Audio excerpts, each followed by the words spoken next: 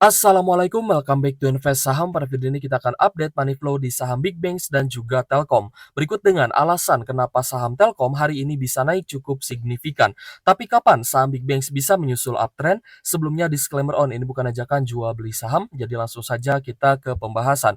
So, banyak yang menduga kenaikan saham Telkom hari ini dikarenakan pimpinan Telkom dan juga Bank BRI sudah bertemu dengan pimpinan Danantara yang kemungkinan besar membahas terkait skema dan prospek di masa depan. Tapi saya rasa ini hanya sentimen sesaat saja guys ya. Karena jika ini menjadi katalis utama kenaikan harga saham Telkom, maka seharusnya harga saham BBRI pun ikut naik tinggi. Tapi pada kenyataannya hari ini harga saham BBRI naik tipis saja. So, apa yang menjadikan saham Telkom ini bisa naik cukup signifikan? Ada juga beberapa katalis guys ya yang bisa mendasari kenaikan harga saham Telkom hari ini, yaitu adalah perbaikan pertumbuhan ARPU dan unlock value business data center yang kemungkinan akan menjadi mesin pertumbuhan di masa depan guys ya. Tapi ini kembali lagi hanya sentimen sesaat saja karena tentunya kita harus melihat pertumbuhan itu di kuartal selanjutnya. Jadi ini baru rumor ya kalau menurut saya pribadi. Dan memang ketika sebuah saham itu mengalami kenaikan pasti akan ada sebabnya. Di antaranya misalkan ada aksi korporasi, ada akuisisi gitu guys ya. Dan juga ketika harga saham naik itu biasanya akan, dimunculkan berita-berita positif yang juga kadang belum terjadi gitu guys ya. So, kenapa kita bilang seperti ini? Karena ya kita melihat bahwa Telkom, dari sisi kinerja memang di kuartal 3 itu malah mengalami penurunan ya secara year on year-nya. Tapi tadi dibilang adanya perbaikan pertumbuhan ARPU gitu ya. Dan padahal kita pun melihat bahwa PPN ini, terancam dinaikkan ya dari 11% menjadi 12% di awal tahun 2025 mendatang. Dan ini juga akan menjadi tantangan terutama untuk Telkom karena pastinya semua harga baik itu produk dan juga jasa ya, baik itu fisik ataupun digital itu akan mengalami kenaikan. Nah, jadi kita akan bahas guys ya saham Telkom dan juga saham-saham Big Banks untuk hari ini. Untuk Telkom, kita melihat memang kenaikan hari ini 7,34% di level Rp2.780 untuk closing hari ini. Tapi tadi kita lihat sempat naik ke 2.800-an ya, di atas 2.800-an dan naik sekitar 8 persenan. Nah, jadi apa sih yang menyebabkan kenapa Telkom itu bisa naik tinggi guys ya, nanti kita bahas. Nah, tapi kalau misalkan berdasarkan data pertumbuhannya, ternyata kinerja Telkom ya pada kuartal 3 di tahun 2024 ini secara year on year itu malah mengalami penurunan gitu guys ya. Dari 6,7 triliun menjadi 5,9 triliun ya di kuartal 3 2024. Dan di kuartal 2 jika tidak ada program pensiun dini pun ya maka secara kuartalan laba Telkom ya di kuartal 3 ini pasti akan turun. Jadi overall kita melihat bahwa pertumbuhan Telkom belum sesignifikan seperti yang diberitakan seperti itu. Tapi sejauh ini kita melihat ya memang ada beberapa aksi korporasi yang dilakukan oleh Telkom namun itu memang belum berdampak ya terhadap laba Telkom secara signifikan. So, kita masih akan melihat bagaimana perkembangan dari kinerja Telkom untuk di kuartal 4 selanjutnya.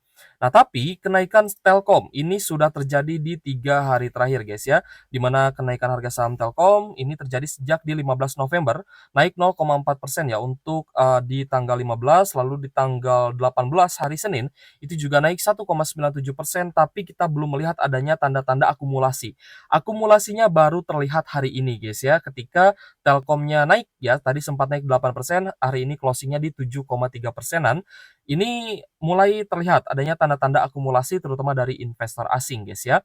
So, di sini kita bisa melihat akumulasi ataupun distribusi secara langsung dengan menggunakan fitur broker summary dan juga bandar detektor yang ada di Stockbit Sekuritas. Aplikasi saham terbaik yang saya gunakan untuk investasi dan juga trading. Dan tentunya ini akan sangat memudahkan kita guys ya untuk melakukan analisa. Baik itu analisa fundamental ya dengan banyak sekali fiturnya seperti tadi ya, kita menggunakan fitur QStat, comparison dan lain-lain dan kita pun bisa melakukan analisa teknikal dengan mudah ya dengan menggunakan fitur-fitur yang lengkap yang ada di Stockbit Sekuritas gitu ya. Jadi teman-teman yang ingin mendownload ataupun mendaftar Stockbit Sekuritas, linknya ada di kolom deskripsi.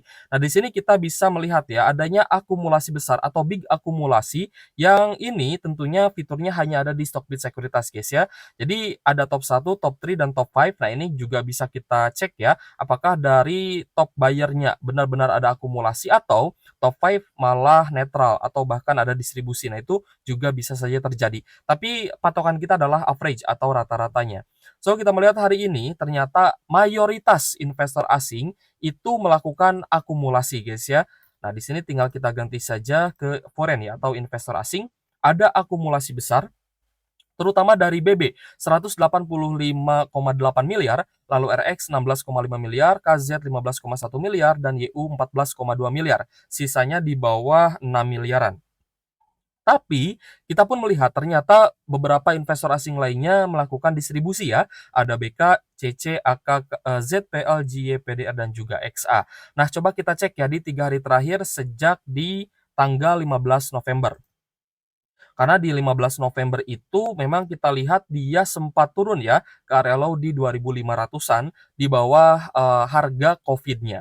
Jadi untuk Telkom ya banyak sekali yang mentertawakan gitu guys ya. Wah, ini Telkom sudah menyentuh harga Covid gitu ya. Mau jebol lagi nih kayaknya. Nah, padahal mereka tidak memantau adanya pergerakan di saham Telkom yang bisa saja menjadi tanda-tanda bullish reversal. Nah, jadi untuk Telkom sejak tanggal 15 November asingnya memang masih distribusi ya karena akumulasinya baru terjadi hari ini. Tapi overall ya dari all investornya itu sudah terpantau adanya akumulasi ya. Di sini ada normal accumulation yang berarti sudah ada akumulasi itu yang terbesar dari BB 260 miliar guys ya. Jadi yang akumulasi besar di sini adalah BB ya berikut dari investor asingnya. Kita akan kembalikan ya ke tanggal 19. Nah, di sini juga teman-teman bisa melihat ataupun mencari data terkait broker summary-nya berdasarkan periode data tertentu ya. Misalkan di 1 bulan terakhir atau di 1 minggu terakhir itu teman-teman tinggal ganti saja tanggalnya. Jadi di 3 hari terakhir ini harga saham Telkom itu sudah naik 11,3% ya berdasarkan closing hari ini. Tapi kalau misalkan kita ambil sampai di area tertinggi ya pada hari ini, Telkom itu sudah naik 13,6%-an. So, kembali lagi beli saham bagus itu di harga bawah guys ya, bukan beli saham bagus di harga pucuk. Kenapa Kakak selalu menggaungkan hal tersebut ya? Karena inilah faktanya guys ya. Ketika kita beli di harga tinggi, kita yakin harga sahamnya akan kembali naik ya akan naik lagi gitu ya. Tapi ketika harga saham turun, terkadang teman-teman itu malah tidak mau beli, tidak mau averaging down bahkan ya. Nah, jadi teman-teman pasrah saja dan saya lihat memang banyak investor yang enggan ya untuk melakukan averaging down padahal sahamnya saham bagus yang rutin bagi dividen gitu ya. Meskipun Telkom ini masih dihadapi ya dengan beberapa tantangan untuk kedepannya terutama yang bisa menaikkan kinerjanya. Apakah kinerja Telkom ke depannya akan bangkit lagi atau malah akan stagnan saja. Jadi hari ini kita melihat ya overall dari investor asing itu net buy 48,3 miliar. Ini adalah katalis positif ya guys ya yang terjadi di saham Telkom. Nah, selain Telkom ada juga saham yang naik itu saham Gotoh gitu guys ya. Itu juga kemungkinan besar bisa menjadi katalis positif untuk kenaikan Telkom. Dan kita lihat juga Astra International hari ini naik, tapi kenaikan Astra International itu di akhir sesi gitu guys ya. So untuk Telkom apakah ini tanda-tanda bullish reversal? Kalau menurut saya pribadi ini merupakan tanda bullish reversal. Alasan yang cukup kuat adalah dengan adanya akumulasi asing yang cukup besar. Baik asing dan domestik sebenarnya rata-rata melakukan akumulasi untuk saham Telkom ini. Jadi katalis yang bisa menaikkan sebuah saham itu adalah akumulasi. Tanpa akumulasi tidak ada saham yang bisa naik gitu guys ya. Dan gini guys, saham sejelek apapun itu bisa naik sangat tinggi. Teman-teman pasti sudah lihat lah contohnya ya. Banyak sekali saham-saham yang valuasinya sudah sangat mahal, tapi harga sahamnya terus mengalami kenaikan. Ya, MLPT itu kan naik sampai 33.000 gitu guys ya. Nah, itu kalau misalkan tidak ada akumulasi ya tidak akan naik. Ya, berita sebagus apapun jika tidak ada akumulasi ya tidak akan naik. Itu ya guys ya. Yang mendasari sebuah saham bisa mengalami kenaikan adalah akumulasinya. Jika akumulasinya bagus ya, di mana demand ya atau permintaan lebih besar daripada supply, daripada penawarannya, maka ya akan naik harganya gitu guys. Jadi kembali lagi ke supply and demand-nya gitu guys. So selanjutnya kita pun akan mereview guys ya saham-saham big banks terutama yang hari ini juga mengalami sedikit kenaikan yaitu adalah BBRI. Jadi untuk BBRI hari ini ada sedikit kenaikan ya 0,23% di Rp4.360 per saham. Nah, kita melihat ini semakin mendekati di zona supportnya di zona pembelian di sekitar 4.330-an. Tapi kalau misal teman-teman mau cicil di harga sekarang juga boleh, mau konservatif di 4.300 juga boleh. Nah, kita sudah memasang guys ya target-target untuk melakukan akumulasi di BBRI. Tapi overall sejauh ini memang distribusi asing masih cukup terlihat guys ya, dan distribusinya juga masih cukup besar, terutama pada tanggal 19 hari ini, terutama dari KZ, ZPBB, RX, dan lain-lain. Nah, sedangkan AKCCBK sudah terpantau melakukan akumulasi. Coba kita cek investor asingnya guys ya. Nah, di sini kalau misalkan teman-teman lihat, memang mayoritas investor asing melakukan akumulasi, tapi distribusi dari KZ dan juga ZP ini terlampau besar itu ya. Jadi kita melihat bahwa ada yang melakukan cicil beli di saham BBRI dan akumulasinya tidak langsung besar gitu guys ya. Jadi saya curiga AKBK ini dia mulai cicil kembali BBRI di harga bawah sehingga nanti ketika akan dinaikkan mereka tinggal akumulasi lebih banyak. Tapi mereka pastikan punya di harga bawah dulu nih di sekitar 4.300-an guys ya. So semoga BBRI besok bisa lanjut naik lagi karena ini sudah berada di akhir November dan harapan kita semoga ada window dressing ya sehingga di bulan Desember nanti harga saham bisa kembali naik. Tapi overall ya hari ini karena distribusi KZ dan ZP-nya masih besar, jadi net sell asing juga masih besar ya, 342 miliar. Dan meskipun ada yang melakukan aksi cicil beli di BBRI, tapi masih ada potensi BBRI bisa lanjut turun. Sehingga di beberapa tingkatan kita akan melakukan akumulasi BBRI dengan nominal yang lebih besar lagi. Contohnya di 4.300, 4.200 hingga 4.100-an. Oke ya, selanjutnya adalah saham BBNI. Nah, BBNI ini juga kita lihat hari ini malah ada koreksi ya, 0,4% di Rp4.850 per saham. Dan kita lihat juga masih di zona oversold-nya. So, untuk BBNI kita lihat juga ada distribusi ya, terutama dari asing, RX, ZPBK, RB, dan juga YU ini terpantau distribusi. Kita rubah saja ke foreign. Nah, di sini kita lihat yang akumulasi ada CC, KZ, FS ya. Tapi memang masih ada net sell sebesar 53,5 miliar. So, untuk BBNI, jika memang mau diskon lebih dalam lagi, ya silahkan turun gitu ya ke 4.600-an. Tapi kemungkinan besar kita pun masih akan tunggu ya di 4.700-an guys ya. 4.700 sampai 4.650 ya mungkin akan menjadi area pembelian kita untuk saham BBNI-nya. Kembali lagi disclaimer on guys ya, video ini bukan ajakan jual beli saham.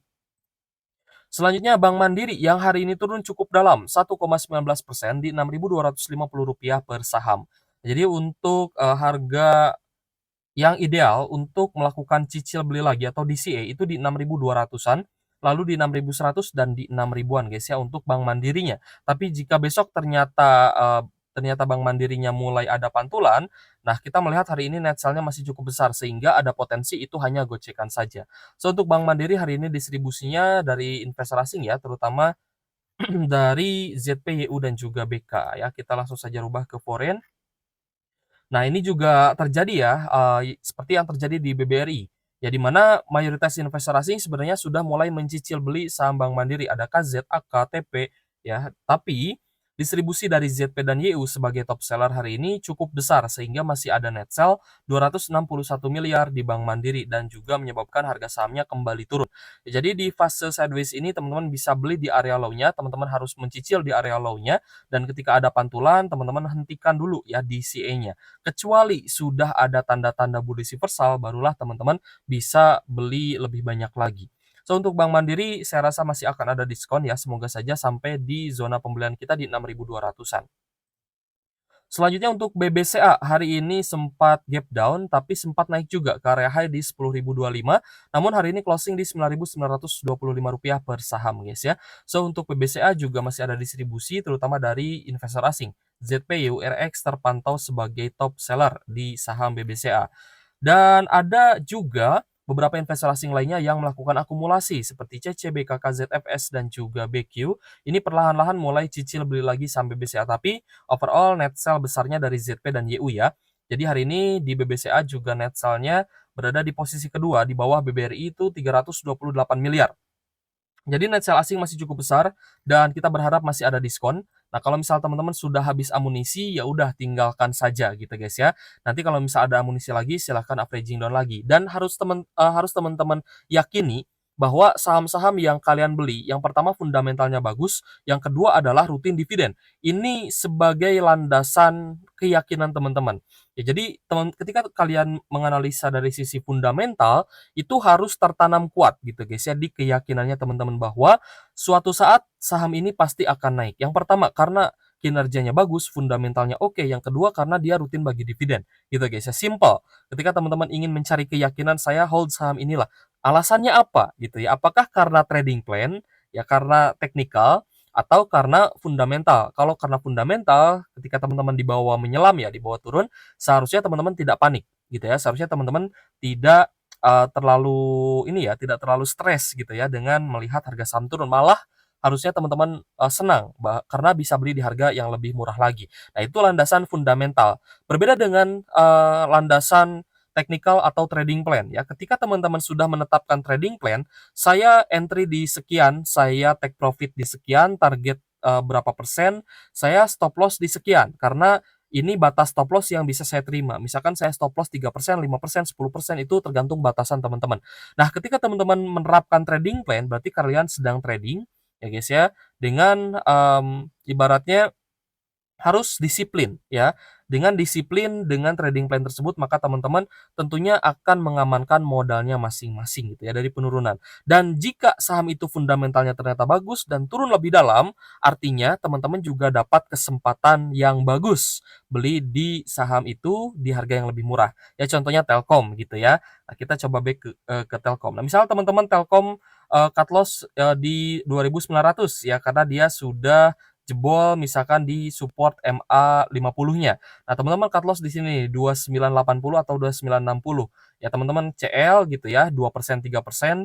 Nah, tapi ketika ternyata benar-benar turun saham Telkomnya, maka teman-teman bisa terhindar dari penurunan Telkom ya yang dia turun itu sebanyak 15% gitu guys ya dari harga teman-teman cut loss gitu kan. Nah, kalau misal teman-teman tidak cut loss mungkin teman-teman sudah minus 18% ya kalau misal dari harga 3 ribuan gitu ya. Nah, lalu kesempatannya ketika teman-teman misalkan memang cut loss 3%, maka teman-teman bisa beli lagi di harga bawah dengan asumsi teman-teman bottom fishing ya atau beli di harga yang paling rendahnya seperti itu ya. Nah, itu juga bisa menjadi peluang emas. Lalu bagaimana dengan IHSG prospeknya? Karena hari ini IHSG bisa naik 0,86%. Tetap masih ada net sell ya hari ini di IHSG sebesar 700 miliaran dan memang mayoritas net sell-nya itu dari investor asing ya, terutama di saham-saham big banks. Dan memang untuk probabilitas, IHSG di bulan November itu akan cukup rendah dan kemungkinan bisa berlanjut sampai di, akhir November, bahkan hingga awal Desember. Tapi kita berharap ya akan ada window dressing sehingga saham-saham yang sudah kita akumulasi di harga bawah juga bisa mengalami kenaikan lagi, gitu guys. Itu harapan kita, ya supaya teman-teman yang sudah ambil di harga bawah juga bisa merealisasikan profitnya. Kecuali target teman-teman lebih jauh lagi sampai nanti pembagian dividen. Oke guys, jadi terkait dengan prospek masa depan guys ya, sebenarnya Presiden Prabowo Subianto bisa menunda kenaikan PPN 12% dengan menerbitkan PP atau peraturan presiden gitu ya. Tapi apakah ini akan dilakukan atau tidak? Kalau menurut saya sih ini harus dilakukan. Kenapa? Yang pertama, yang harus dipikirkan oleh pemerintah baru ini adalah bagaimana caranya menciptakan lapangan pekerjaan sebanyak-banyaknya. Sehingga yang pertama tidak banyak PHK, yang kedua adalah terserapnya pengangguran yang ada di Indonesia. Karena gini guys, kalau semua orang mendapatkan lapangan pekerjaan yang mudah ya guys ya, lapangan pekerjaan yang menjadi banyak gitu ya, mau dipajaki berapa persen pun masyarakat pasti akan membayar. Ya, mereka dipajaki PPN 12%, misalkan harga beras tinggi, harga beras naik maksud saya, lalu harga produk-produk lain juga naik gitu ya.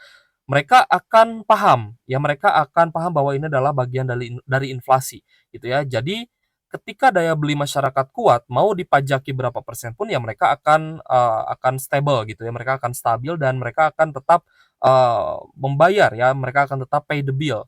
Ya tetap akan beli bensin, tetap akan beli beras, tetap akan beli produk gitu ya. Berbeda dengan kondisi saat ini ya, ketika terjadi banyak PHK tapi PPN-nya akan dinaikkan menjadi 12%, maka ini menurut saya nonsens gitu ya, malah ini bisa menyebabkan IHSG dan juga ekonomi Indonesia kembali tersungkur dan akan sulit bangkit ya jika, pemerintah ini gegabah menerapkan kebijakan. Kalau pesan dari saya sih seperti itu. Tapi ada beberapa sentimen jangka pendek ya yang bisa teman-teman pantau, salah satunya adalah saham-saham sektor metals. Ya, hari ini kita melihat ADMR, lalu ada Antam, itu mengalami penguatan. Itu dikarenakan harga aluminium menguat ya, usai China cabut diskon pajak ekspor, gitu ya. Dan kemungkinan China juga menyadari guys ya, bahwa Amerika kedepannya akan menjadikan China ini sebagai musuh dari perdagangan ekonomi ya, sorry, dari perdagangan global gitu ya. So, untuk China ya kemungkinan besar akan ada stimulus lanjutan untuk memperkuat kembali permintaan, terkait dengan logam yang ada di Indonesia dan itu juga sebenarnya bisa menguntungkan Indonesia. Tapi kita akan lihat ke depannya apakah memang saham-saham sektor metals itu bisa mengalami kenaikan kembali. Oke guys, jika ada pertanyaan boleh tulis saja di kolom komentar ya. Semoga video ini bermanfaat untuk teman-teman. Sekali lagi, jika teman-teman ingin mendownload dan juga menggunakan fitur-fitur yang lengkap yang ada di Stockbit Sekuritas, teman-teman bisa mendaftar dengan link yang ada di kolom deskripsi ya. Karena saya nilai memang Stockbit menjadi aplikasi saham terbaik untuk investasi dan juga trading. Oke guys, thank you for watching. See you on the next video. Wassalamualaikum warahmatullahi wabarakatuh.